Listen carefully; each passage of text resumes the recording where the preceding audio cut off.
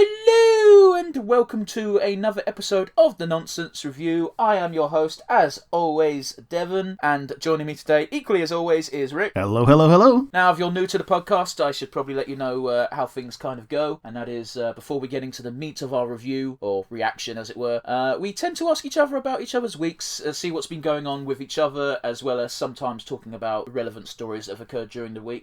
Today, we're probably going to be a bit long in the tooth on that segment, because it has actually been, I don't know, Rick, what is it, like 2 weeks since we've recorded properly, not counting the bonus content? Yeah, it's 2 weeks since we've recorded live. We have recorded bonus content for you guys to view, enjoy, and consume in between, but that was kind of done concurrently, as we even mentioned it at the time. But this has all been because of me. I am the issue. I am the problem. I am the root of all delays. Well, that was a more grandiose shouldering of the burden than I was expecting.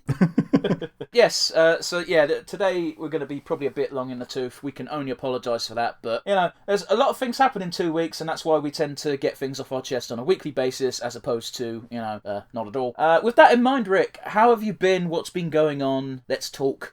So the personal thing that's been interesting for me is that I went on a clandestine holiday. It was as soon as bookings were available to be made, we made the gamble that it would be okay to go do the thing, so we went to go do the thing. We went down to the place, Devon, not the person, and that's the only time I'll make that joke, and we had a very nice time in a very nicely sunny a very nicely sunny area of country and a very nicely sunny time of the year. In general, it was a nice place, and in general, it was a nice holiday. However, because lockdown hasn't been lifted, we were still going around as ninjas everywhere with a mask somewhere in sight and always able to put on just in case we wanted to look like we're robbing the place that we're trying to buy things from.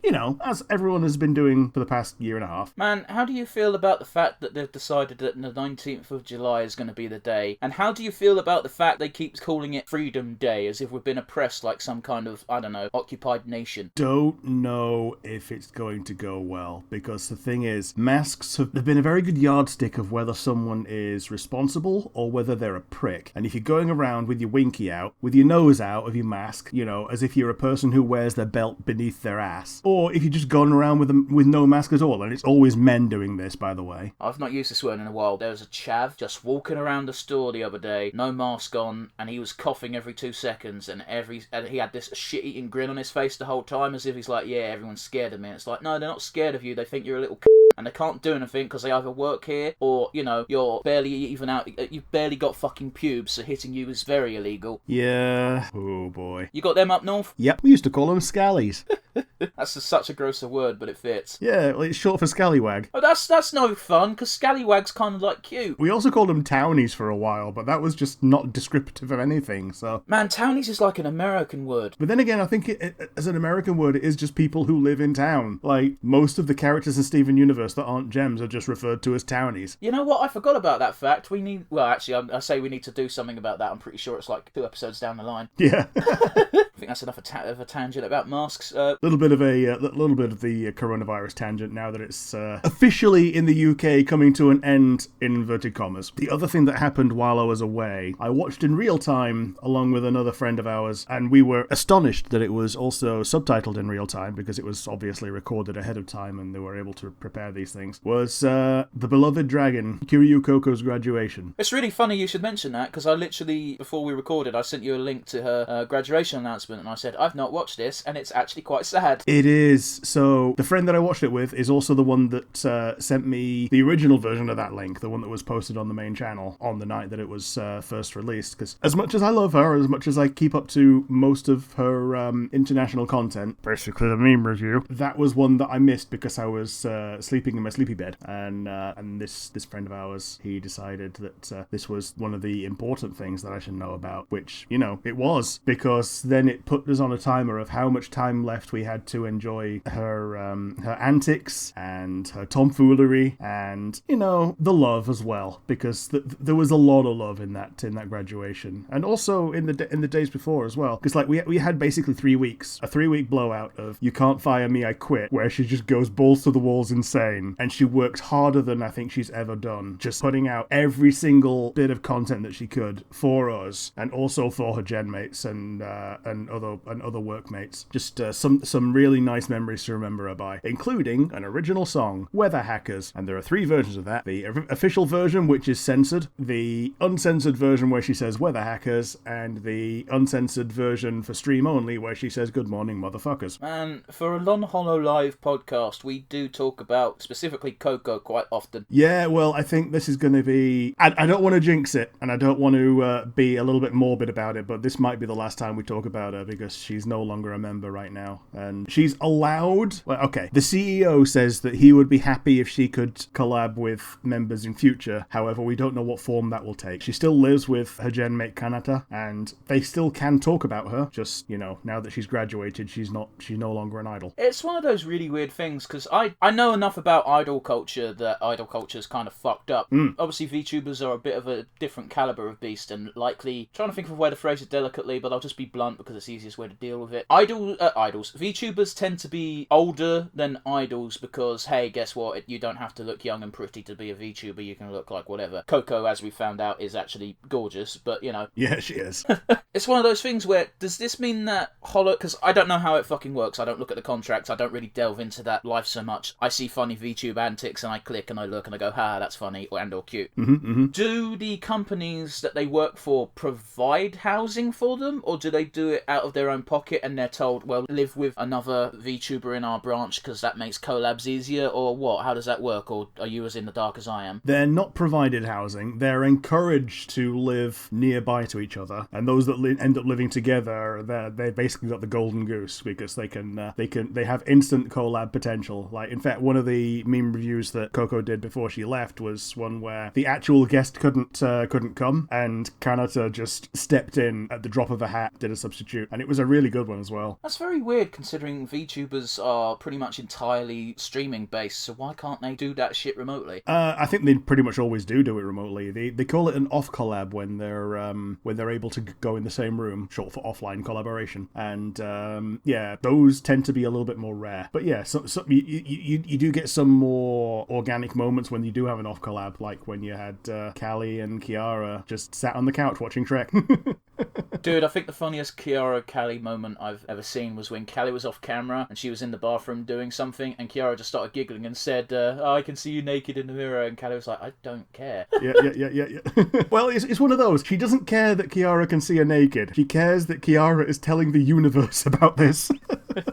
Callie and Kiara are OTP. Yeah. And we even said this the other day, that whether or not there is an actual relationship behind the scenes is kind of immaterial, but the thing is that there is a genuine friendship there, and that's all we need. Oh, I mean, like, I didn't use this exact wording, but what way I look at it is, I look at it like I look at wrestling, because wrestling is dumb, and the storylines are storylines, they're not fucking real. So what I do is, I throw all that shit out the fucking window, out of my brain. I'm like, these are not the actors, these are the characters. All I care about is what the characters are doing. Yeah, totally. That said, it is always heartwarming to know that people don't fucking hate each other and are forced to work together. So it's one of those where even when you're watching any form of fiction, it's nice to get into the groove and to enjoy interactions in any form that they come. Even if they're hostile, sometimes they're interesting and fun to watch. You got some friendly rival, some bitter prank war going on, but normally it's a lot more easy to get behind. Well, they call it a té-té moment, where they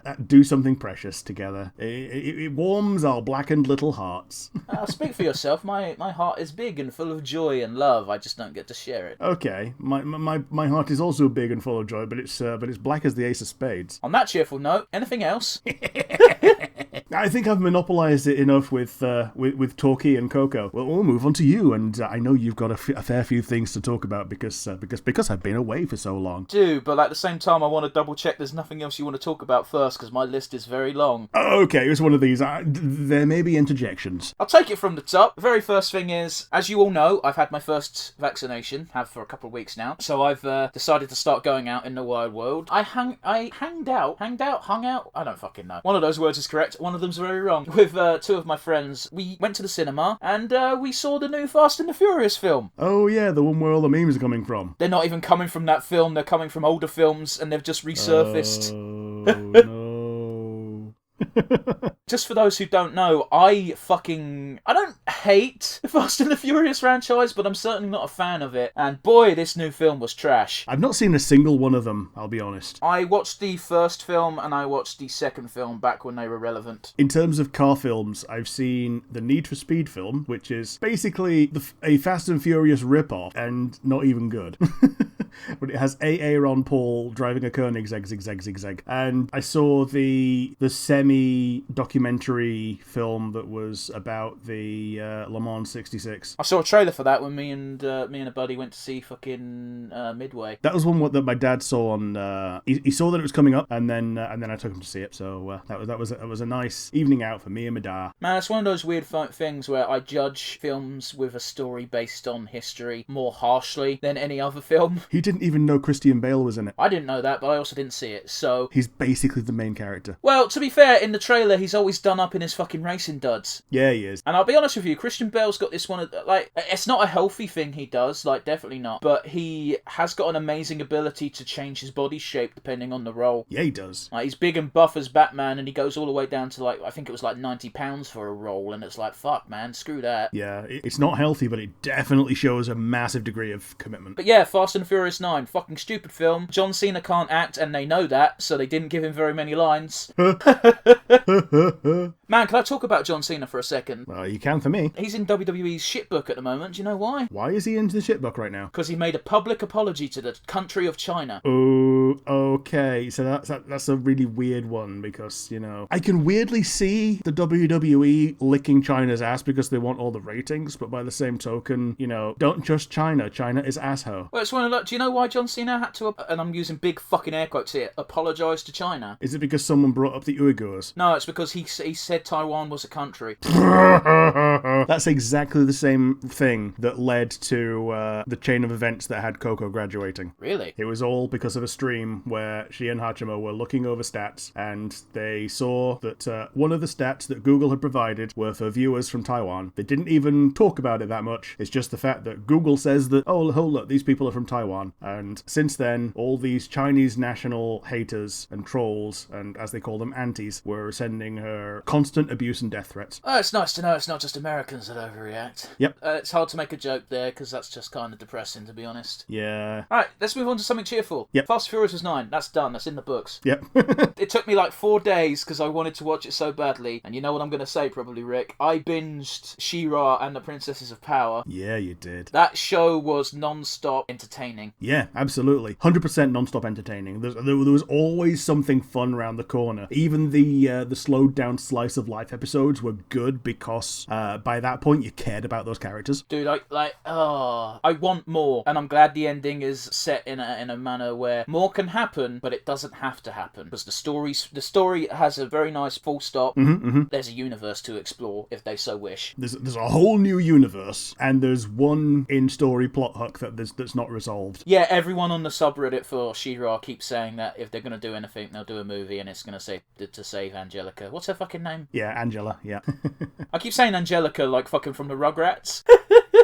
Spoilers for anyone who hasn't watched it and wanted to. Oh, man. Good show. Yeah, absolutely good show. I remember that a few months ago when I sent you the Catradora video, and you were like, I ain't watching this whole show now that I've seen all the good bits, and now you've watched the whole show. Well, it was one of those where, I don't know what I was thinking. I was wrong. I assumed that those were, like, oh, geez, that video wasn't even 10 minutes long, so it was really not a fair thing of me to say. I'll tell you what I appreciate, because it doesn't happen that often these days, because everybody wants a sympathetic villain that everyone's like, actually, I can kind of see where he's coming from. But I'm so glad that the actual big bad of this show was not even remotely a sympathetic character. Yeah. So there were essentially 3 big bads, and 2 of them have heel-face turns. I don't know, man. I think Hordax isn't really a heel-face turn so much as a hazy feel turn. Yeah, it's one of those weird ones where I don't think he's a good guy, but at the same time, he's not a piece of shit no more. So I guess it's kind of a face turn, but not really. Yeah, his goals have changed, but his outlook hasn't. He still wants to be in charge of his faction, but his faction's no longer about rape, pillage, burn. I'll be honest with you, I thought Hordak was going to... If there was going to be a character that was irredeemable, it was probably going to be Hordak. Yeah. That took me by surprise. But I also didn't know Horde Prime was going to be that bad. Everything about this show is so colourful and feel good and happy, lovey-dovey family and shit, and then that fucking piece of shit comes out. Yeah, absolutely. He's a very good villain for that kind of thing. He's the complete embodiment of the death of personality in a show that oozes personality. I don't know if I've ever brought this up on the podcast, I might have done, but one of the evilest things you can do, in my opinion, outside of straight up fucking murder and another crime, which I don't like bringing up, so I won't, is taking away free will. And that is 100% what Horde Prime does all the time. Well, you can argue that the other two crimes are essentially that taken to another extreme. Like, the taking away a free will in the moment, they both lead to long-term consequences. Yeah, but I don't know, man. It's weird. I also wasn't expecting, I've forgotten the other one's name, but Natasha and her wife's Spinnerella, there you go. I wasn't expecting them two to have such a big part to play in the final series. Yeah, I think Spinnerella is actually voiced by the show's creator. You did say one of them was, but you didn't say which one, so... Yeah, I think it's Spinnerella. I could be wrong. The one who's slightly tubby. Yeah, that's the wind one. The one who spins and makes spinny things, and not the one who's got net in her name and makes nets. I did like the fact all the way back in the first season where Bo still... I like how Bo still doesn't know what they do. Even though Natasha said right at season 1, dude, clues in the name.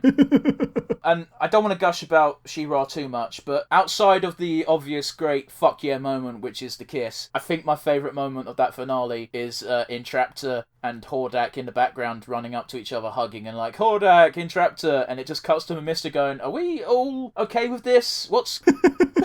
Mamister is one of the best characters in that, just because of how sarcastic she is.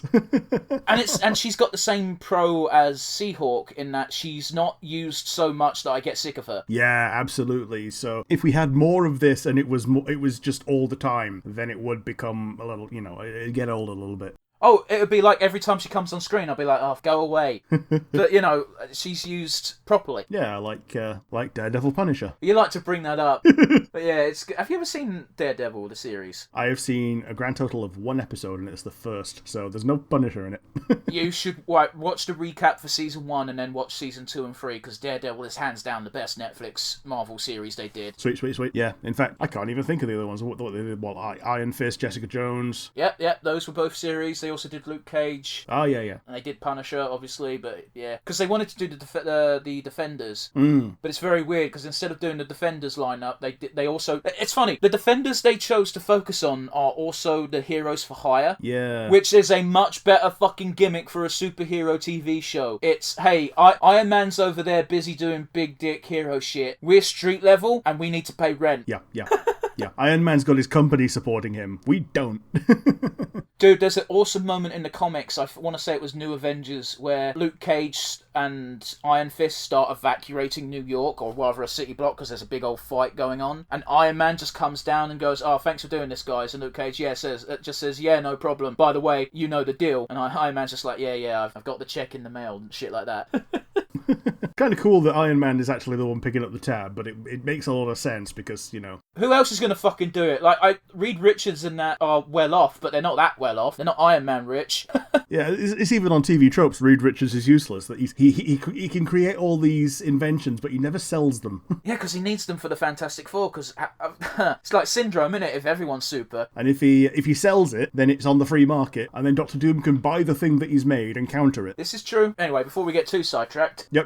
Do you want to talk about HeMan? I think we should. 2 trailers have dropped. One was a teaser and one was the actual trailer, and I'm using fucking air quotes again. The teaser was great. It was set to We Need a Hero. Yeah, it was. It was basically just He-Man and Skeletor having a fight in a forest while cutting to a bunch of other bits. More importantly, the trailer showed us a bit more, and I think it looks fine, and then delved into the comments section, and I believe I spoke to you as I did this when it happened, Rick. Mm-hmm. Boy, there's a lot of people bitching about feminism and females taking over in the comment section for that. Yeah, there is. Now, they've intentionally not called it He-Man. They've called it the Masters of the Universe in this one. So I can understand why there's a shift away from just Prince Adam and just He-Man and making it more of a team. But by the same token, he's very definitely the cornerstone of that team. But do you know what they should do, though? Yeah. You mentioned this to me off stream, that if people want a incredibly well-written, strong female character in that universe, they've got one, and we've just mentioned her. It bugs me because because looking at the trailers, it's very clear the art style is very grittier and different, and the tone is different to She-Ra. We're not going to get a crossover. Also, you mentioned before there was some kind of legal issues. There might have been legal issues, so I think they've kind of written it so that they aren't expecting to have a crossover, but because they're now both hosted by Netflix, they now can. So I think when they were making She-Ra, they didn't have any of the rights to He-Man apart from the name Grayskull. Yeah, because if you don't have that, then it's not fucking She-Ra. Yeah. It's an OC, which actually wouldn't have been as bad, but, you know. It would have worked, but it's nice that they've, got the canon in there. But the thing is, now that they're both around, because I think the idea back then was that He-Man wasn't available for use, which is the issue. So, and now he is available for use, which is why they're making the new show. That it was a He-Man issue, not a She-Ra issue. So I think they've got essentially free reign over the She-Ra stuff if Noelle Stevenson is up for it. Here's the thing, though, is I think the best way they could have used He-Man in She-Ra was to not. Yes. If they wanted to have He-Man in She-Ra, they should have used him once and only once. And do you know when that should have been? Go ahead. Very end. Horde Prime is defeated. It's called Eternia, isn't it? Eternia and Etheria. Eternia, whatever you want to call it, is back in the universe and has been for like a season. He-Man has just suddenly arrived and gone, yo, what the fuck is this? Him and the Masters of the Universe. Doesn't have to just be He-Man. There's a new planet. What the fuck's going on? Him and the Masters of the Universe come down and they just have a face-to-face with She-Ra and the Princesses of Power, and it's just like, yo, what happened? What the fuck happened here? Yep. and then She-Ra and Catra should just get in He-Man's face and be like, yeah, no, we solved this problem ourselves. Fuck off. Yep. I'd say the other way to do it and completely draw a line under it is to have him show up in the Mara flashbacks. Oh, that would have been good. The only problem is canonically it's Adora that is Adam's sister. Sure. So it wouldn't follow quite there. But at the same time, we also... Well, you see, that's the thing, isn't it? Because Adora was taken away as a baby. She can have Adam as a brother in a universe somewhere. In fact, that could be a plot point if they ever do a season 6. Or just the movie. Well, if the movie's about I keep wanting to call her Angelica, and I'm never going to stop. It's going to be about that, and I don't think He-Man's relevant for that. But yeah, I think Mark Hamill sounds very good as Skeletor. The only thing I don't like about it is the voice is different enough that I can no longer mimic it. Old He-Man was so... old Skeletor was such an easy voice to just do for anyone. To the point that whenever someone did a Papyrus voice, they just made it a happy Skeletor. Like, fuck's sake, even Papyrus's laugh is just... which is fucking Skeletor's laugh. Yeah, it is, yeah. Moving on. I browse Twitter every so often nowadays, mostly because we have a Twitter account for the channel. You guys should follow us. We follow Lauren Faust. Yeah, we do. She put out a tweet that made me fucking laugh. She said, thanks for the birthday wishes, guys. My birthday's not till next month, but thanks. So I don't know why people thought her birthday was on that particular day, but she was very quick to correct people. There's a weird one that a lot of places will just parrot people's birthdays, like famous people's birthdays, and they'll just be completely wrong. I think Dizzy Rascal is another one where his birthday is showing up as like the 1st of October, but it ain't. And if you go on Wikipedia, it'll show up that it's that. And then if you go on Twitter, you'll show him with a tweet that's very similar, saying, "Yeah, it's not today, thank you," but it's like halfway around the year. That's quite a big fucking discrepancy. Yeah, absolutely. Moving on. Did you catch this news story about one particular Drake Bell? I may have. About him being a nonce. Oh, no, I haven't. No? Okay. Well, he basically got charged with... He didn't get charged with doing anything. He got charged with one of those bullshit made-up charges, which basically says, I did everything but the really bad part, because I got stopped. Intent to do the worst thing, yeah. It's one of those stories which... Sorry, the podcast is going to get a bit serious for a minute, where, unlike when most of these sorts of stories come up, my usual gut reaction is visceral and nah, fuck him, throw the book at him. Like, he's gotten 2 years, which is a nothing sentence. But at the same time, it's very well documented that Drake Bell, and I think the other famous case was Amanda Bynes, I forget her surname. Yeah, Amanda Bynes. She was the main actress and showrunner of the Amanda Show, and at some point she ended up dating Seth MacFarlane. Oh, wow, okay. Well, I was was going to say, it's very well documented that both of these actors were... I'm trying to word this as delicately as possible, Rick. Can you help me out? Consensual involved? I don't think consensual was involved. Okay. I think it was, you'll do this stuff or you'll lose your opportunities. Okay. That's what the word is. Now, that's not strictly necessarily 100% fact, but you don't get the amount of stories that you get without there being a bit of evidence. Professionally press-ganged. Harvey Weinstein. Yeah. Except, they were both... Right, you know them when they were at the height of their fame. They must have been like, what, 13, 14? Yeah, they were kids. I think Amanda Bynes is literally my age. It's gross, and it's one of those where it's more of an example of cycles repeating, someone having something done to them when they were younger and not fully understanding that it's not okay. I don't think that deserves leniency necessarily, but I don't know, it's one of those things where you've got to kind of have that in the back of your head. You should still be punished for these things. Yeah. It doesn't excuse it, but it explains it. Yeah, so,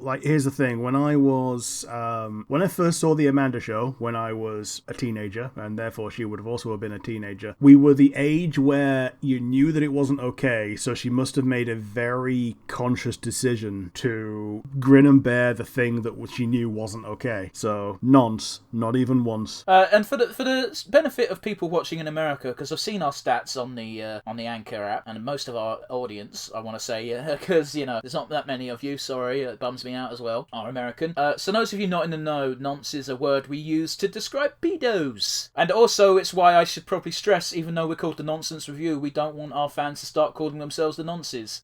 Please don't.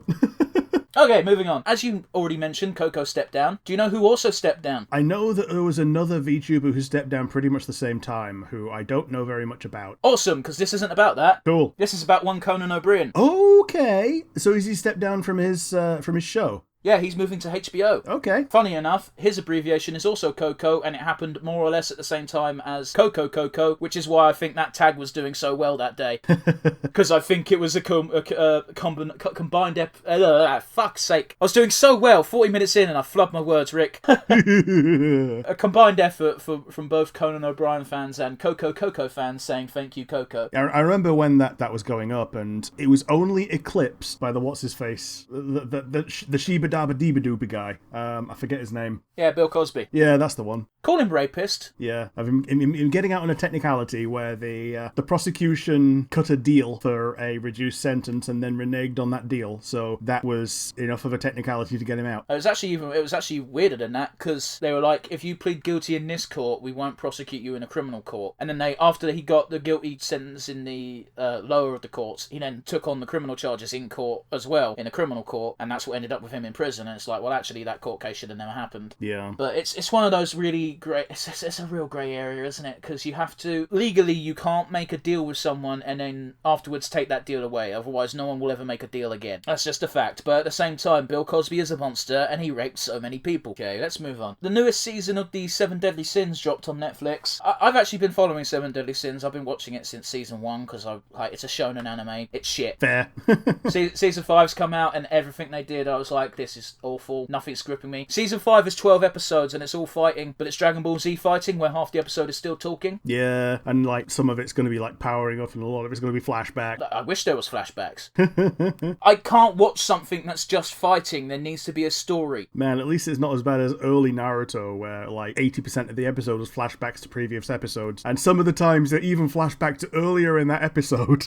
I've never watched Naruto, so I'll take your word for that. Apparently they get way better about it after the first 24 episodes or so. 24's not an awful slog. I thought you were going to say 200 like One Piece. I'll draw a line on Naruto now and we can keep on talking about Seven Deadly Sins. I'm done. It was shit. They ruined a character I really enjoyed. Isn't that basically Netflix's first thing that they collaborated on and kind of released in the West as their own thing? I haven't got a clue because they bang that Netflix original fucking sticker on everything, even when it's not. Yeah. The stuff like Stranger Things and stuff like that, which they've clearly made themselves, that's easy to see and easy to tell. But they had stuff like Derek, which was Netflix original, and it's well, that's not true. was on Channel 4 first. Yeah, they actually put part of the money forward for Little Witch Academia, so I don't mind them sticking the name on that because they put a lot of the money forward for it. But it was still made by Studio Trigger, so like when it was released in Japan, it was released as a normal anime and like on a weekly basis, and then over here it was released in half seasons. I prefer that method. Mm-hmm. Like shit, even the Seven Deadly Sins might be a half season release type thing because 12 episodes is half the usual 24 they do. I think it is actually dropping as individual episodes in Japan as well right now. All I know is like I'm gonna keep watching it because I've invested too much time in it, and cool things might still happen. I think it's called Nanatsu no Taizai or something along all those lines. Doesn't matter, it's Seven Deadly Sins here.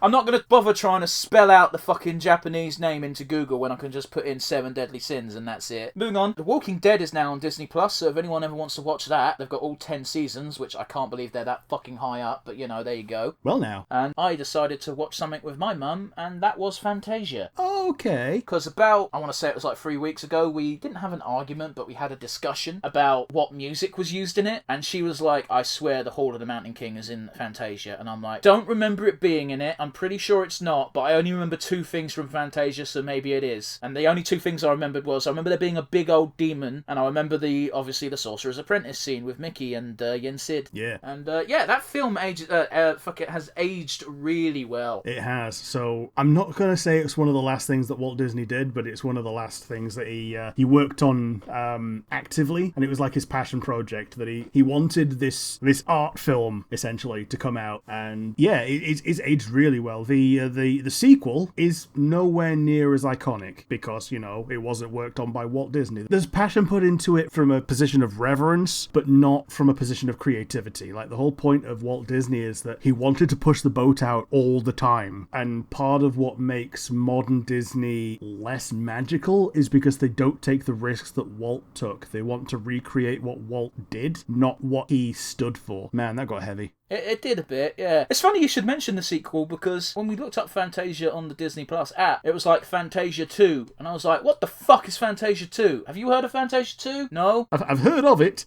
I've never watched it. Well, I have something fun for you, sir. We should probably do that for the podcast. Yeah. But it came out in 2000. It's now 21 years old. Fantasia 2 is now old enough to drink. Jesus Christ. A film I didn't know existed until about a week and a half ago.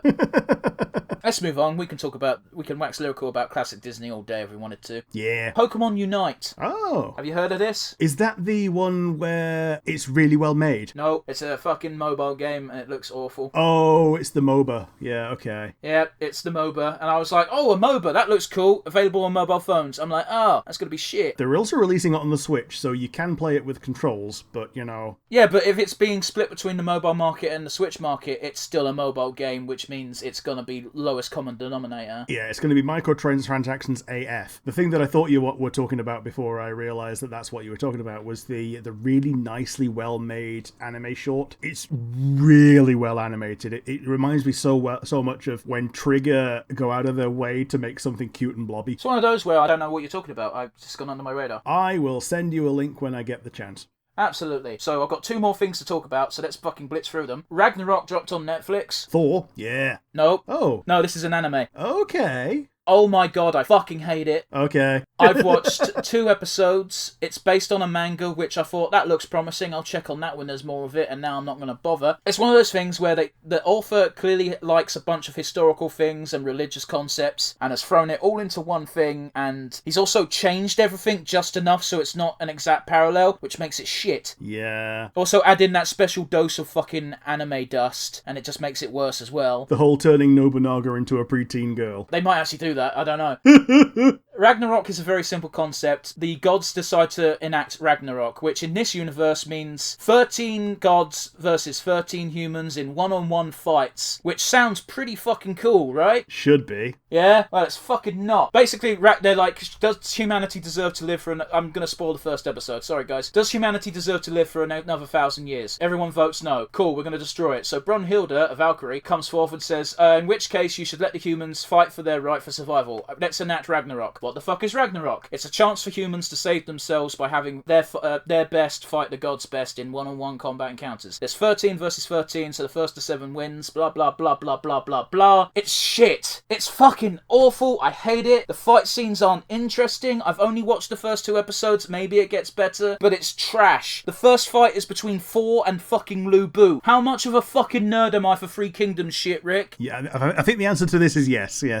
Oh, Jesus Christ, I hated it. They changed history, which is fine. They're doing their own thing, I guess. But if you're going to use historical figures, at least try and be a bit fucking true to the source. Same for the gods as well. They fucking turned Asgard into a normal city of the gods, and like everyone got fucking owned by giants. And it's like, well, these ain't fucking Asgardian gods, are they? They're getting killed by giants with no problem. I mean, if Asgard has a food court, then it's not real Asgard, is it? They didn't have that. But everyone was getting owned by these giants, and the city was being protected by angels because they're trying to mismatch concepts from all sorts of gods and religions and shit, and it's just a mess. Oh, here's a little aside. Speaking about Norse mythology, I bought a book. You bought a book? And it's the book of Norse mythology as told by Gaiman, the other side of Good Omens after Terry Pratchett. Okay. And it's told in the form of campside tales of Norse mythology with a comedic twist. I don't know, man. Norse tales are pretty funny as they are. Yeah. We're going to talk about that time Loki made a bet with a giant, and the giant was winning the bet, and Odin was, I think it was Odin, was like, hey, Loki, make sure this giant doesn't win this bet. We don't want Freya to have to marry this fucking big, fat, smelly giant. So Loki was like, hey, giant, how are you winning this bet so quick? And he's like, well, look at my fucking horse. He's doing most of the work for me. So Loki turns into horse, fucks this other horse, and then gives birth to Sleipnir, which he gifts to Odin. Is that not humorous? Yeah. Okay, my final plot point. I was browsing Netflix literally last night for something to watch, and it's that time of the month where Netflix just drops a bunch of new shows. One of the things they've added is a Dynasty Warriors movie. I didn't know this was coming out. I didn't know either. Like, it's a Chinese cast, or I assume it might be Japanese, I don't know, but I don't know why they'd cast Japanese actors for Chinese characters. And it's about 2 hours long, and this is the thing I was talking about earlier, Rick, where I think I found a bonus episode for us to do. Maybe so. It seems to take place at the beginning of the Yellow Turban Rebellion, and I think it goes all the way to the end of Zhongzhiro's reign, because they put a lot of focus on Guan Yu, Shang Fei, and Liu Bei fighting Lu Bu at Hulao Gate. It should be decent. I don't know how much they're going to focus on the actual Romance of the Three Kingdoms aspect, and how much they're going to put emphasis on how badass the characters are in the video game, because they're pretty obscene. They're basically magic. Yeah. So it might be decent. I don't know. I've absorbed Three Kingdoms media before. Chinese-based companies doing Chinese history tend to be pretty fucking good, so I'm hoping a little bit of that magic rubs off onto this Dynasty Warriors movie thing. Mm-hmm. But yeah, that's basically me for the week, which brings us nicely to just under an hour of record time. Now, whether that might not be accurate when we do it, but hey ho, diddly do.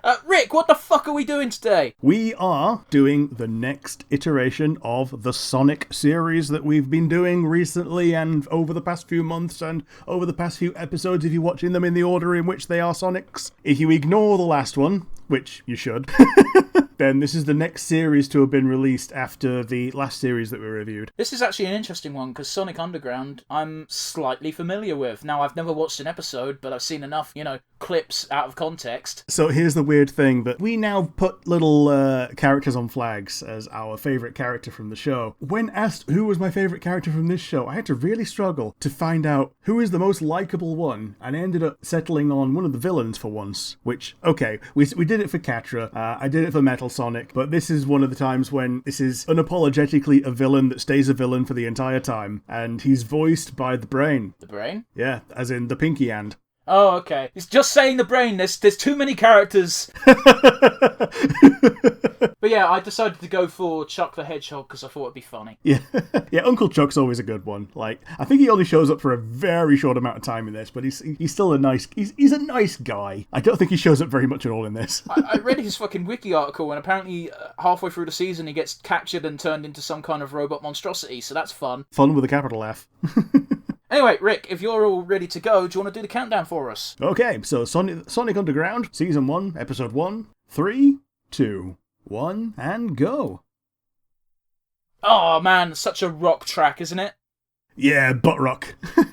Oh my days, Sonic's mum is a MILF. Yeah, she is. She's got that 80s hair. Bide your time, lie in wait. Wait, I don't recall them having musical instruments that were weapons. Yeah, that's basically the gimmick of this. Well, the two gimmicks of this is, number one, there's triplets. Number two, they're in a band. Number three, of the two gimmicks, the instruments are the weapons. Right. Do Manic and female Sonic ever appear in anything else? Pretty much no.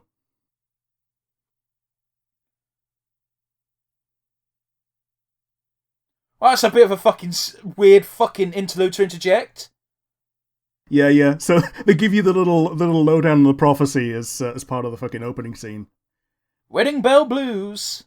When I was watching this for the first time on, I think SMTV Live or whatever, they just cut down the opening theme so much that I never saw the full opening theme in this way. Right. Yo, look at that claptrap. I think it's a guy holding a box. Was it? It's a robot, dude. Oh no, it is. Okay, fair enough. I thought it was a guy holding a box. It's a chili dog stand. Of course it is. So is this still voiced by Urkel?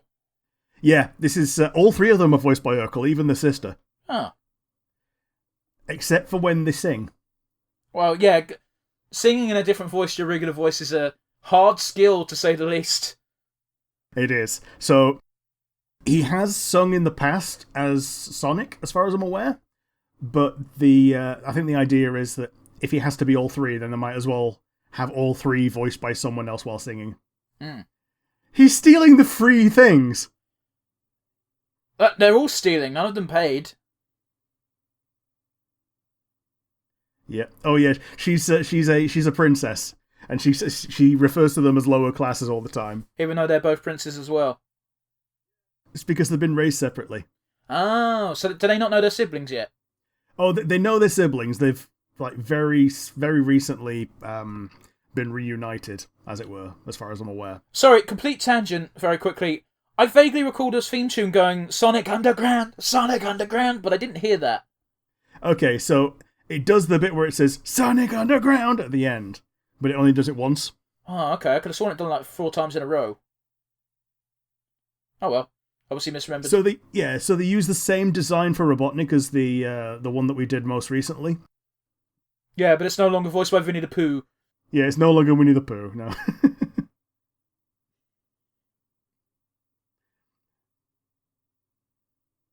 Man, that sounds like Cartman. Yeah. I like how Manic does.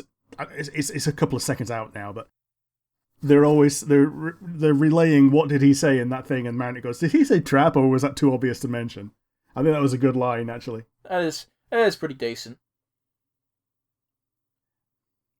Oh yeah, they're now going to introduce one of the other frontrunners for favourite character in this series. Yeah, Crunch Bandicoot. No, it's they were talking about they're going to go see him. Oh, here he is. The Brain.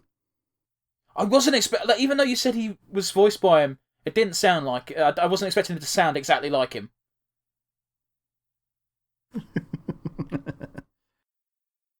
Because he switches it up when he's voicing in Disenchantment, because he's got like the one that sounds a lot more like the Brain on the Council of the Kingdom. I'm sorry. They're dressed up as fucking Mario Brothers. I was going to say, I have to say, like, the fake mustache is not a great costume when you can still clearly see your massive tits. Look at this Adonis of a dog, or is it hedgehog as well? I can't tell. Yeah, I think he's like a wolf thing, but yeah, I think he's some kind of canine something or other. And look at Manic being a fucking. Yeah. Sonic is a bit of a scofflaw, but Manic is literally a Thieves Guild member. Oh, well. I guess the characters, I guess that makes sense, but, it's still fucking. Look at this prick. Yep.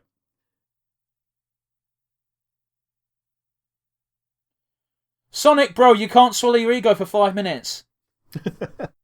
I love how he just weaponized how much of a prick he is for for the purpose of moving the plot along.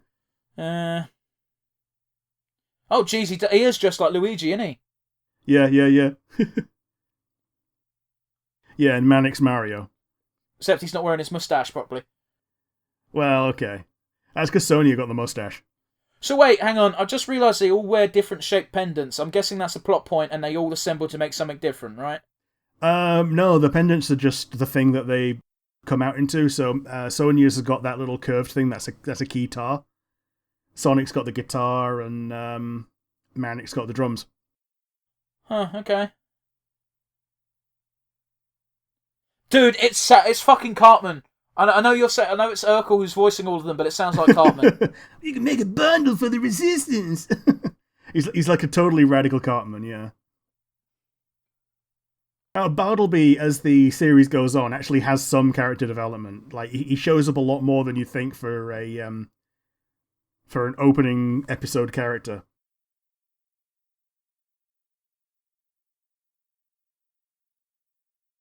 Oh, is Scorpio going to come out? Not quite as interesting as that.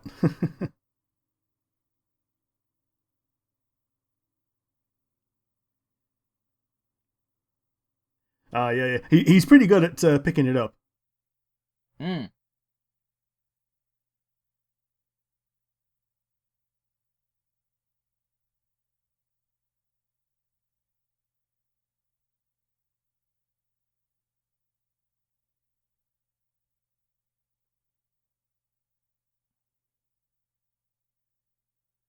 Is the gag because they're dogs? I think so, yeah. Yeah, there's like a dingo and a wolf.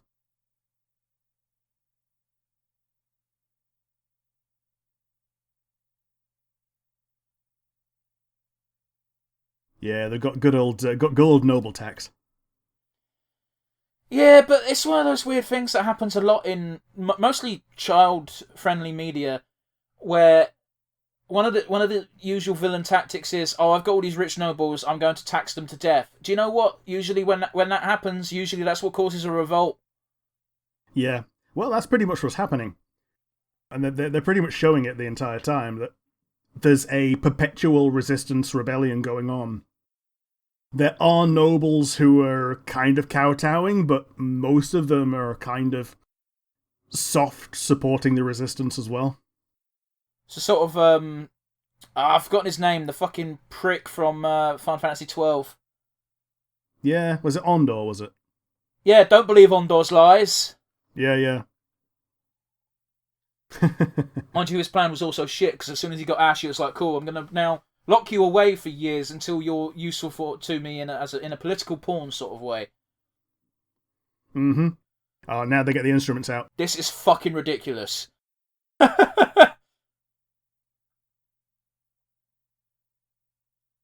Oh, now we get the fucking music video.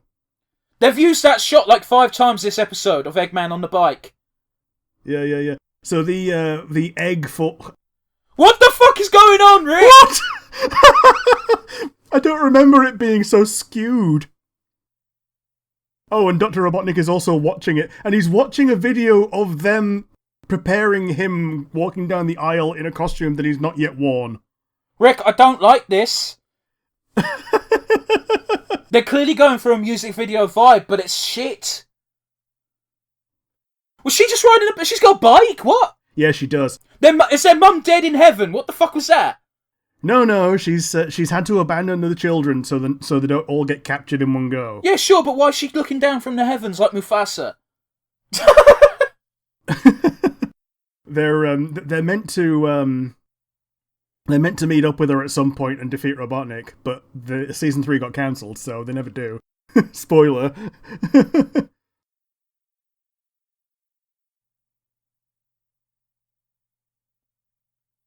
Yeah, in every episode they have the music video.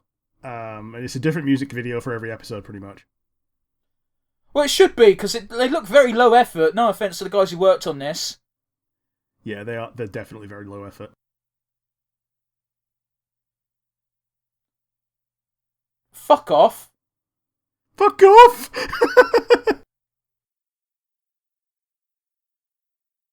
This voice is more fitting for Robotnik than Winnie the Pooh. To be honest, they both work, except, if you've listened to Winnie the Pooh in proximity to listening to the previous Robotnik, then yes, it just sounds like a sinister Winnie the Pooh. But in general, I think he nails the sinister vibe, especially later on in the series when he's had a little bit more time to get used to it. I suppose. Man, do you know why they used to wear so many layers and jackets during the olden days? Is it because you could just flick a couple of flaps off aside and you'd have easy access to genitals? No. The actual answer is the lack of deodorant. Oh, yeah. So I know the whole thing about collars is that you could oil your hair and the oil would slip down onto the collar. You just replace the collar rather than having to wash the entire clothes. It's also that, hey, guess what? If you're wearing like 5 shirts, it'll keep all the stank in. Yeah. What? No, I don't like that. She's too human looking. Dude, that's... I'm sure Sonic and Manic would look just as awful as well if they didn't have the gloves on. And if they had, like, human-coloured legs. What the fuck? A second ago, Sonic's arms were bare, and now they've got sleeves back on. Yeah, I think he's trying to be Liberace, but he ain't. I think he's a pro-droid-looking piece of shit.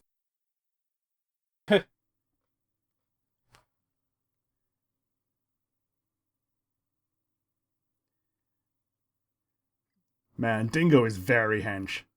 He's very hench, and he's very horrible to look at. Yeah. Later on, they bring up the running gag that he's hopelessly in love with Sonya. It's kind of sweet.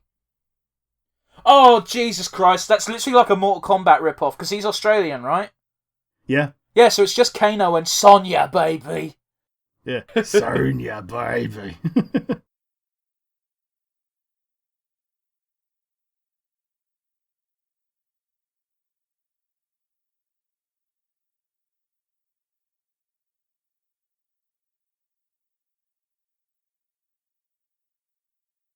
In English, Sonic?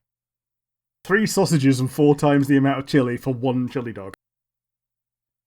Sir, that's illegal in 5 states. Yeah. Chili dogs actually don't look that appetizing, ever.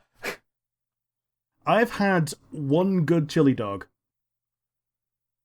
And it was a giant Venus flytrap, apparently, okay. But yeah, when they were trialing chili dogs for the Weatherspoons menu, they made them with really good ingredients. There was chili with steak chunks, and the bread was like a nice baguette, and it was a really good chili dog. And then when they released it properly, it was really shit because they used brioche buns and crap chili.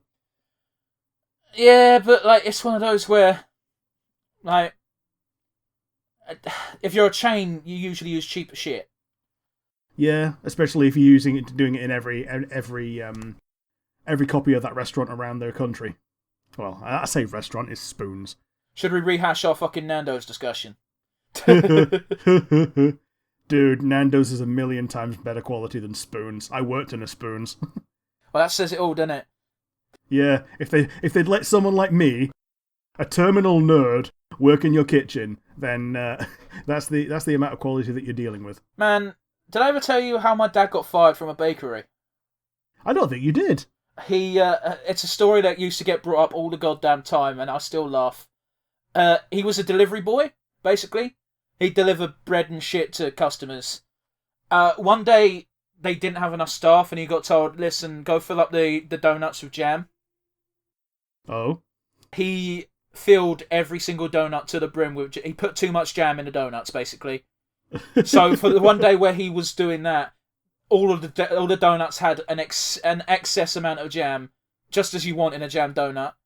But it was too much, and he only was like, no, you gotta go. Man. For giving the customers what they want, and what they probably deserve for what they're paying. Yeah. I don't know, man. I bet you back in the time they were still using fucking old money. Yeah.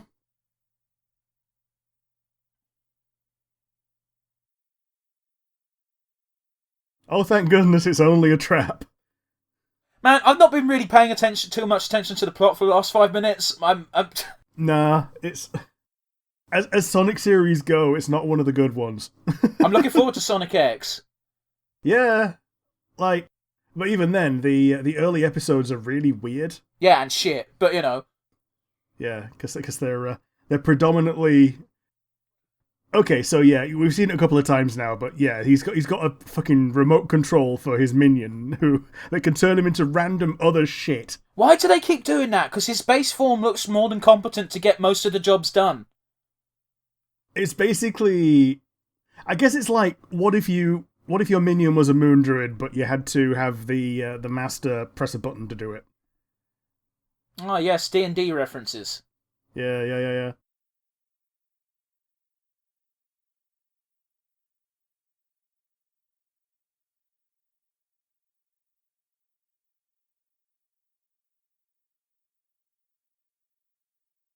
So how come Sonic's got 2 siblings and he's the only one with a superpower?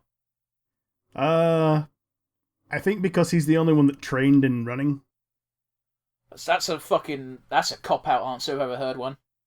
Yeah, I think Manic trained in thievery and Sonia trained in being Princess Leia.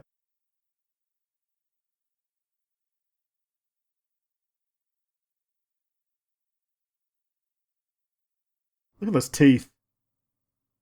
I don't think anyone should ever call Robotnik Daddy in any context. No. Dude. You know how I've got onto Act 2 for Disgaea 6 now? Oh, yes. I fucking loved the bit where they go back to Marjolin's world.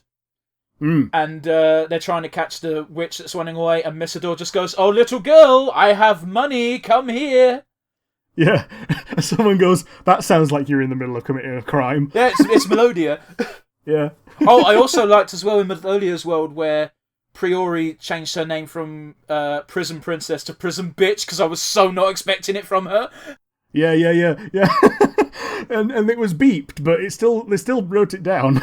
Yeah, and it still made me go, "What the fuck, Priori, you sweet summer child."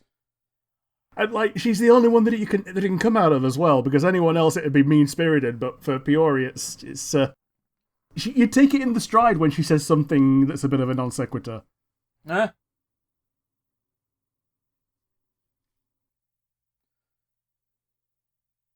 It's nice being in Act 2.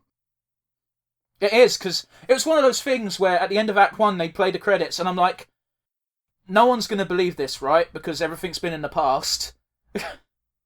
Yeah. But yeah, let's not talk about Disgaea spoilers, but you know. I knew there was going to be a post-game. I didn't know that it was going to be chapters long. By the way, they also didn't trick me for 1 second when they were accusing Overlord Ivar. Yeah. I didn't expect the twist, though, of who it actually was. They did get me there. Maybe not. Well, kind of, because they did it in Disgaea 3. Yeah, but I didn't finish that game. Okay. Wait, did I? No, I did finish that game. I just don't remember anything because I hated it. The butler's the villain, and he turns into the superhero at the end. Oh, okay.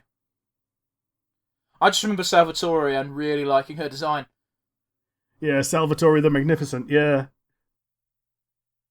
I like how they reuse the Salvatore design, like, for other things. Like, even the new psychic class is basically a male Salvatore in shorts. And even one of the personalities for it is Edgelord. Oh, why'd he do that? I really wanted Sonic to just kick him in the bollocks. Well, they kicked him in the ass, but you know, through the veneer of a rug.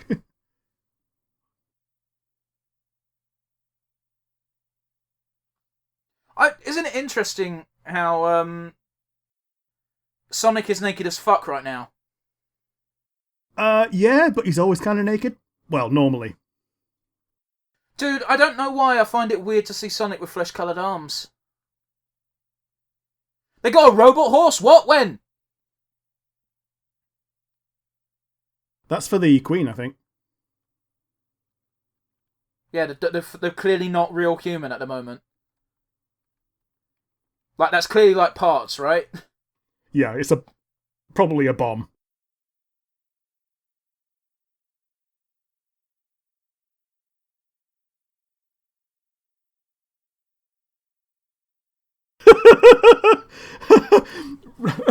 Rejecting being called an idiot by saying, no, I'm the conniving one, the other guy's the idiot. I'm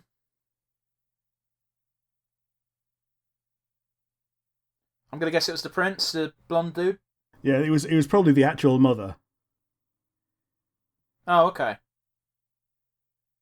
She keeps showing up as a shadow throughout the entire series and, like, never meets them. It's a repetitive, like, a repeating joke cock tease. Man, this is another fucking trope that I can't stand, when the evil guy treats his underlings like shit, in the sense that he keeps throwing them in dungeons. I'm going to tab out because it's just the credits. Where it's just like, oh, you guys failed once, you're now going into dungeons. Cool. Why would those people ever work for you again? Well, it's because, well, in Sleet's instance, it's because he's a career asshole. And for Dingo, it's because he works for Sleet. Yeah, but you think Dingo would have a moment of Darth Vader-ness of going, yeah, this is a shit deal, I'm going to fucking become my own boss now.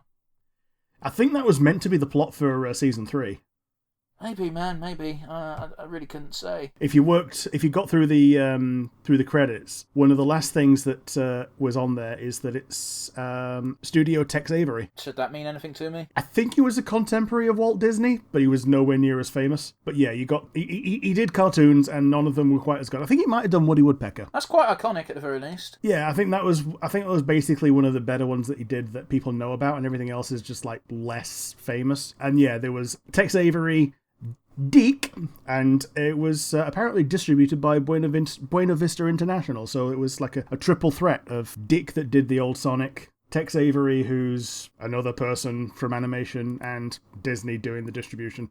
He was crucial in the creation and evolution of famous animated characters, basically Looney Tunes. Yeah. Bugs Bunny, Daffy Duck, Porky Pig, and Elmer Fudd. He also directed several Tom and Jerry cartoons and created Droopy, Screwy Squirrel, The Wolf, Red Hot Riding Hood, and George and Jr. I'm not familiar with those last two. As an employee, he did some influential things.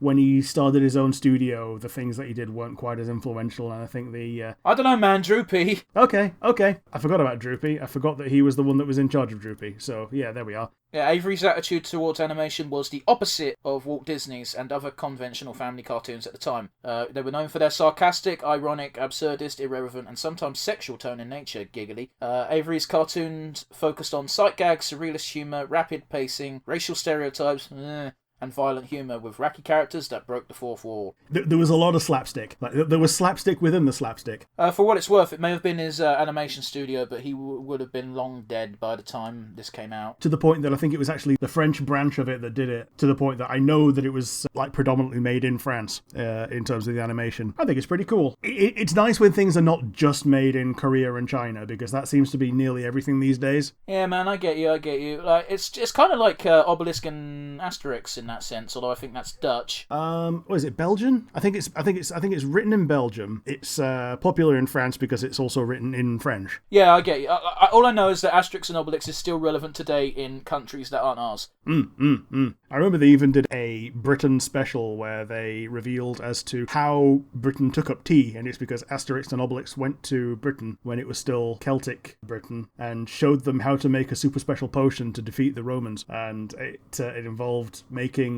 boiling a bunch of herbs in water. Yeah, that kind of breaks the mould a bit considering China, but we'll ignore that, shall we? And also the fact that we didn't defeat the Romans, we got completely conquered by them. It's one of those weird things where we got beaten by them, we were ruled by them, but we were such an unruly and untamable nation that we are one of those countries where they had to permanently retain a garrison because we kept rebelling so much. Yeah, they even had like Hadrian's Wall because like they even couldn't take over Scotland because they were too hard. Let's not talk about the fucking Scots. You got to remember the main reason why Romans left England alone is because their empire started collapsing. They were like, "Fuck this shithole, we've got bigger problems." Yeah. But then again, if it weren't for the Romans, we wouldn't have the M1. I don't think that's strictly accurate. The M1 wouldn't be where it is if it weren't for the Romans having that as a corridor of transit. Okay, that's better. Yeah, cool. Fucking tells you how much we enjoyed that episode. We're talking about Asterix and Obelix. Not Obelix even. Man, I remember me and my buddy James changing the subject ever so slightly because we're kind of on romance. Me and James are both archers. We both practice archery. Yeah, you do. And he asked me one day, he said, you've got absolutely nothing on you, and you're living in the woods, and you come across a Roman phalanx, or rather the turtle formation. I forget the official name, but we always called it the turtle in school. He said, how do you defeat it on your own? And I went, I've got to be honest with you, bro, that seems pretty fucking impossible. Yeah, it is pretty impossible. If you got nothing with you, it's designed to be impossible if you got nothing with you. And if you got something with you, it's designed to be very hard. Like, that's the whole point. It's the turtle formation, which is difficult to beat with equipment by even an equal number of guys. Like, I think the only way to defeat them with modern equipment as a single person is to set a trap. If you had modern equipment, a gun would probably do the trick. Probably, but it depends. Dude, AP rounds. Yeah, but like not all guns are AP. Like if you got a piddly little pop gun pistol. I clearly didn't mean a piddly pop gun pistol. I meant like a fucking Magnum or some shit. Sure. Like, come on, bro. I'm not a fucking idiot. I know I might act like it. Like even then, if it doesn't penetrate the one shield that you hit, it's probably going to break the fist of the guy holding it, just from the sheer colossal amount of force that's hitting it. Because those shields are actually pretty well designed for deflecting blows. If you don't hit something head on, it's going through a lot of metal. Yeah.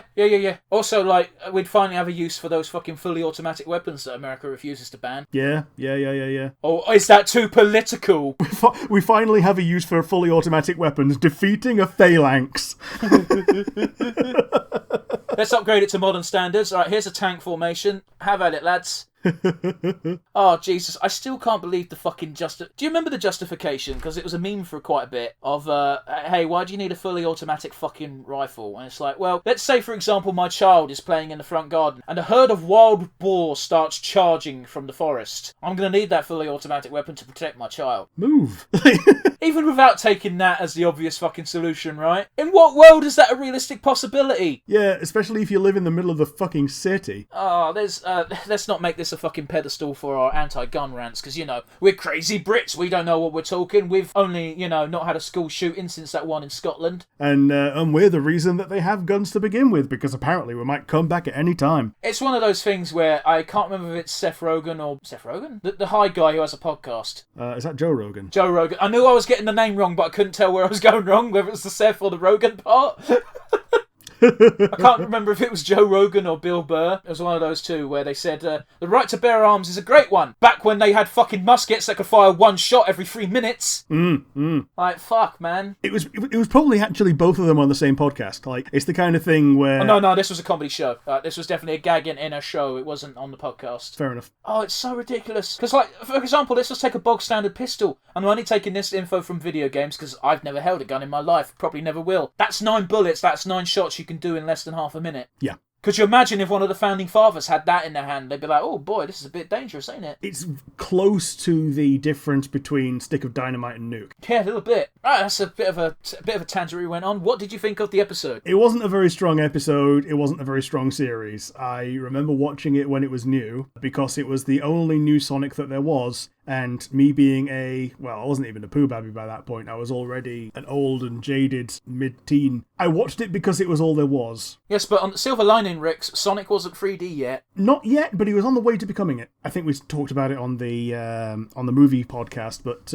this was the first time that Knuckles appeared in this show. And it's he appears in like season 2. He's like a 2-parter. Yeah, but does he have a hat? Not in this one, as far as I'm aware. And you see, that's a downgrade in my opinion. He has a granddad, though, and I believe it's the first time something is taken from the Archie comics and made back into an animated form, because normally it's the other way around. The Archie comics were basically, they didn't know which one of the 2 Sonics that we've already done was going to be popular, whether it was going to be the gag one or the one with a story. They started making a pastiche of the 2 and then realised, oh, okay, if we're doing a comic, we probably want to adapt the one that has a story. So they abandoned the gags for the most part. I get you, man. As far as I'm aware, the Archie comics are still going strong, aren't they? Not really, but kind of. So Archie lost the license. Oh, they don't still exist, never mind. Okay, so Archie lost the license, but most of the team moved over to IDW, which are the same ones that did the My Little Pony comics. Which I've seen the artwork of some of the covers, they look pretty interesting. Well, at least artistically they look good. I have them and have never read them. Why? I don't know. I think I bought them intending to read them and then never did. And then, like, there was... they're just, like, on shelves awaiting interest. I'm criticising, but, like, I've got, like, 4 mangas to read and about a dozen graphic novels. Not to mention I've got the Witcher series and I want to finish Lord of the Rings one day. Totally. So this is exactly the same thing. That we do it with Steam sales as well, but nerds buy things intending to have nerd time with it and then set it aside for a rainy day, and apparently even a global pandemic is not rainy enough. I've worked through the pandemic, Rick.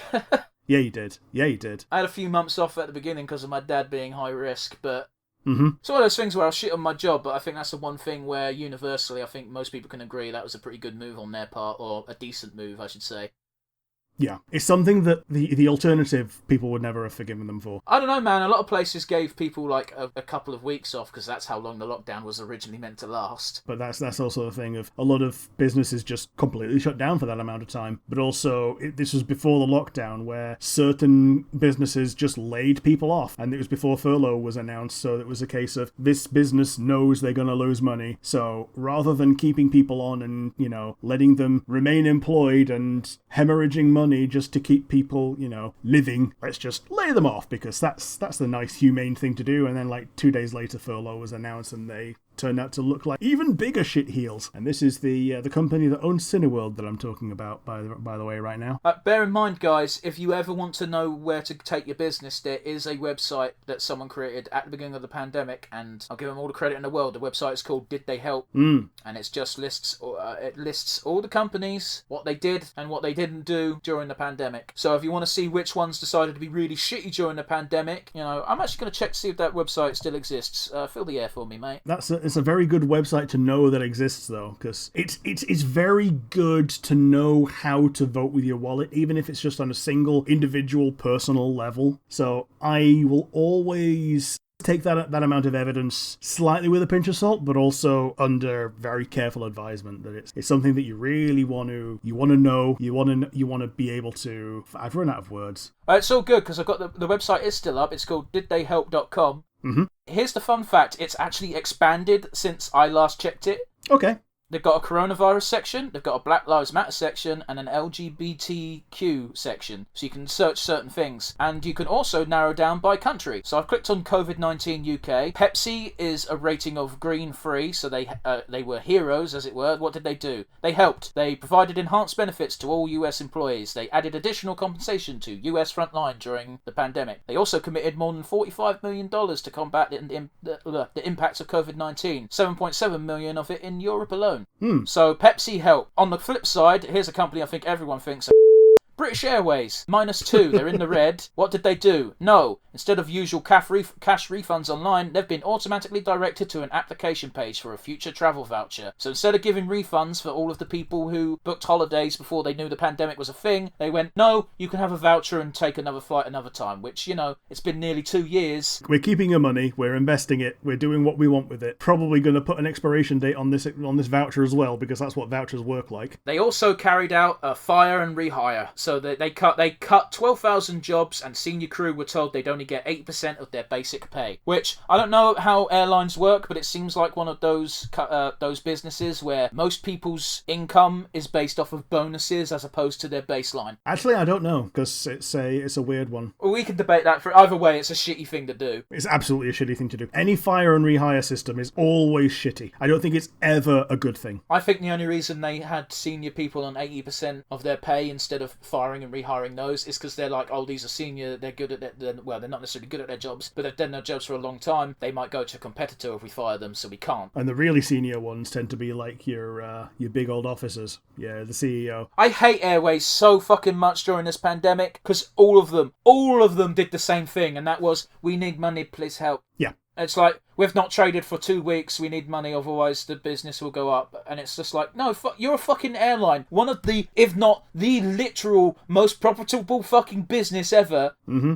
People have no choice. They can't take a fucking boat. And the worst thing is, they still kept flying. And part of the reason for that is if you don't fly, you lose your spot in the airports that you operate in. Well, you'd think they'd make a fucking, acceptance during a world fucking pandemic. Yeah, but apparently not, because if someone decided to do the right thing and stop flying during that, then another airline company would jump on the precedent of, I'll take their parking space, as it were. I don't want to bang on about the pandemic for too long, but for fuck's sake, one of the things I hate the most about this country and this leadership specifically is we're an island nation. We could have easily avoided many, many deaths if we'd have just fucking locked down properly straight away. And I've argued with people online about this, and it does my fucking head in. They're like, well, there's no proof that works. I'm like, fuck off, is there not? New Zealand, motherfucker. The only difference is that they've got a bit more distance to the next person, but even then. Yeah, but even so, obviously we'd need supply lines, but that's done by fucking ferry anyway. Just make sure the fucking drivers are all... You don't even have to test drivers of fucking shipping. Yeah. Jesus Christ. But no, we had to have the fucking PR man in charge of our country during a global fucking pandemic. Like, I didn't like Theresa May, but I've said it before and I'll say it again. I bet she would have done a better job than Bojo. Man,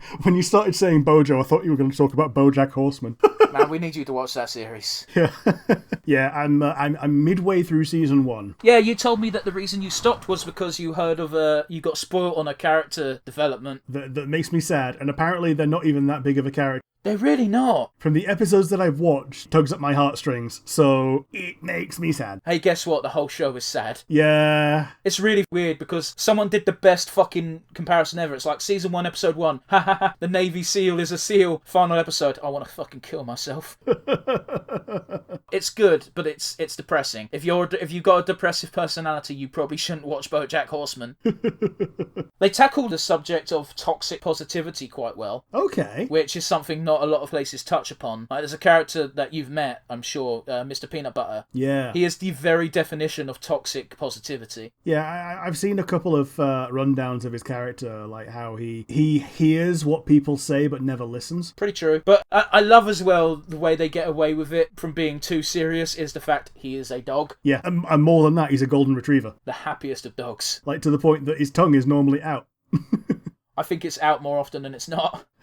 Before we wrap up the podcast, I do, of course, want to finish up strong with a segment I introduced last mainstream episode, and we continued on our bonus episode. Rick, do you know what this section is? Let's go. Let's go. I've forgotten because I'm stupid. We didn't actually name it, but it's a section where we have a little brief look at a little bit of fan fiction that's available in the wild. Oh, yeah. We should probably come up with a name, shouldn't we? I don't know how I've forgotten this already. We did it 2 days ago, Rick. I know. A spoiler alert, guys. We've recorded this on the day the Monsters Inc. bonus episode went up, so it's all fresh. Dude, I've slept since then. I know we've done the fan fiction, but I forgot that it was at the end of the episode. That's fair. Anyway, I'm going to keep it light this week. We're only going to look at one. I've already filtered it, so we only get explicit, because they're usually funnier. Have you filtered specifically for the Sonic Underground ones? I've done Sonic the Hedgehog all media types, because I can't be asked to get that specific. I don't even know if they've got specific. There probably will be. Because Sonia, has the titty. And their mum is a MILF. Yeah, she is. Give me a second, man. I'll see if they've got a tag for it. Let's see here. There's 10 matches for Sonic. Sonic the Comic. All Media, Archie Comics, IDW Comics, Animated Series, Sonic Underground. Here we go. There's only 106 results. That's still pretty good, though. It's a surprise, to be sure, my friend. But a welcome one. Are you ready, Rick? My body is ready. The very top result, it was the 23rd of May, so it's quite old for explicit, of Peace and War. That's a very original title. Well done. It's got 2 authors, apparently. And remember, we're not taking the piss out of the authors or their works. We're just having a giggle at the ridiculousness of fanfiction in general. And if anybody wants us to take this section down, we will absolutely comply. We're not here to laugh at you. We're laughing with you. Absolutely. It's probably a good idea to actually put that warning at the beginning instead of the end. Yep. Here we go. This is Sonic the Hedgehog, all media types. It includes Archie Comics and Sonic Boom. It's also part 4 of a series called Mundum Aeternum. I think I'm pronouncing that properly. I don't know. Of Peace and War. After the Blaze incident, time is taken to reinforce the strength of the city. But can our hero survive when war threats come from the last stronghold of humanity and from the army of the dead? Only time can tell. So they've got the undead. They've not only got the human army coming, they've got an undead army coming, and it's in the aftermath of what I assume to be Blaze the Cat having a rampage. Or being dead. Well, yeah. For what it's worth, like, this has got nearly 100k words and it's 29 chapters long, so it's not light reading. That's an actual novel. I think it's like you need 60k words to be classed as a novel. Yeah. I think it's 40k for NaNoWriMo, which I've never taken part in because I'm a kid. 40k sounds right. I've never taken part either, but I kind of want to, but it seems like too much effort. Both. I've never taken part and also kind of want to do it at some point, but also it is a lot of effort. Dude, I'll do it if you do. Like, I'll just put that out there. The pairings, let's see. The pairings are Metal Sonic / Sonic the Hedgehog. Okay. Miles, Tails, Prower, and Silver the Hedgehog. Okay. Mephiles the Dark, don't know who the fuck that is, / Shadow the Hedgehog. Okay, so Mephiles the Dark looks like Shadow the Hedgehog, and he's just a demon that takes Shadow's form. Oh, okay then. Antoine D. Coulette / Bunny Rabbit. Oh, that one's semi-canon at least. Is it? It's meant to be canon by the end of the Archie series. Okay. So it's Archie canon. Fair enough. And last but not least, we've got Scourge the Hedgehog / Sonic the Zone Cop. I'm not familiar with either of those names. Can you help me? Okay, so Scourge the Hedgehog is evil Sonic, but he gets dropped into a vat of Joker chemicals and turns green. Okay. So he's from the an alternate dimension where all the good guys are baddies, and Dr. Robotnik is still Professor Kintabor and is the only good person in the universe. Right, he's our man. Got it. Yeah, and Sonic the Zone Cop is the version of Sonic from the fourth dimension that's a parallel world to all worlds, except instead of being a parallel world, it's a perpendicular world, because all the other worlds are parallel and the perpendicular world runs through all of them. And whenever he shows up, he's always fucking sideways. He stands on the side of the comic panel. Your description's making my brain hurt, bro. So if all worlds are parallel, they even show a picture of it, like all worlds are parallel, I'm from the perpendicular world, and he stands on the side of every comic panel that he shows up in. Decent gag, but too much effort. Yeah, it gets old real quick. It's at the end of his first appearance when he takes his hat off and he shows up that he's another Sonic. Fair enough, man. Do you want to listen to some of these tags? Sure. We've got radiation-induced magic. Okay. We have got graphic description of corpses. Well, I'd hope so with an army of the undead. We've got disembowelment. I'd hope so with an army of the undead. A lot of public sexual acts. Human sacrifice. Okay. References to depression, which, okay, fair enough. You're in an apocalyptic world, I guess. And there's been human sacrifices, yeah. Yeah. Reality is a simulation, so apparently none of this is real, which, yeah, no shit. Dubious consent, brainwashing. Not going to talk about that one. Mutilation. Implied self-cess, which I'm going to guess is Mephiles and Shadow shit. Well, Mephiles and Shadow and Sonic and Sonic. Oh no, teeth pulling. Oh no. Oh, I'm done. Well, that was our dive into the often disappointing world of Sonic the Hedgehog fanfiction. That's a fucking title, isn't it? Yeah. Often disappointing world of Sonic the Hedgehog fanfiction. Oh, it's strong. Oh, and it's the last thing we're going to say. If you've made it this far, I think we've just smashed our previous longest episode by quite a margin. Which is saying something, considering this is only a 22-minute episode that we've reviewed. To be fair, it is mostly because we had 2 weeks of catching up to do. Yeah, and a tearful yet smiling farewell to our beloved Coco. Well, your beloved Coco. I enjoy her as much as the next man, but I'm not as into the VTuber crowd as you. My beloved Coco plus the couple of clips that I've sent you. Yeah, I do like the way she says motherfucker. Anyway, if you've reached this finale of our episode, you are our favourite person, and all that's left to say really is goodbye. Hopefully you'll join us again for next week, which I don't mind spoiling for you. It's going to be the finale of Loki. Yeah, it is. So I've got to catch up before that, and I suggest that all of you that want to watch along with us also do so too. And so, good afternoon, good evening, and good night.